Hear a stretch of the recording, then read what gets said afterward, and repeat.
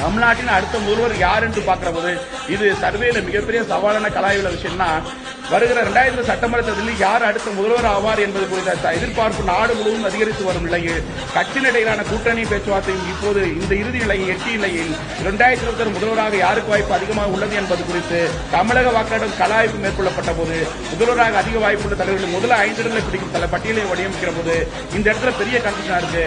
அரசியல் ரீதியாக சட்ட ரீதியாக ஸ்டாலின் சொல்லப்பட்டாலும் முதலிடத்தில் அதிகமாக மக்கள் சொல்லுகின்ற வகையில் பார்க்கும்போது விஜய் அவர்களை சொல்லப்படுறாங்க. அது ஆச்சரியமா இருக்கு. போன 2 ஆய்வுல திரு ஸ்டாலின் சொன்னாங்க. இப்ப இந்த 3 ஆய்வுலையும் ஒப்பிட்டு பார்க்கிற போது விஜய் அவர்களை 40 வயசுக்கு உட்பட்ட அந்த ஒரு டேட்டா ஒன்று சொல்றேன் பாருங்க. அந்த டேட்டா போன பார்லிமெண்ட் எலெக்ஷன்ல பாத்தீங்கன்னா பதிவான வாக்கள் இப்ப இந்த எலெக்ஷன் இளைஞர்களையும் பெண்களையும் மையம் கொண்ட தேர்தலா இருக்கு.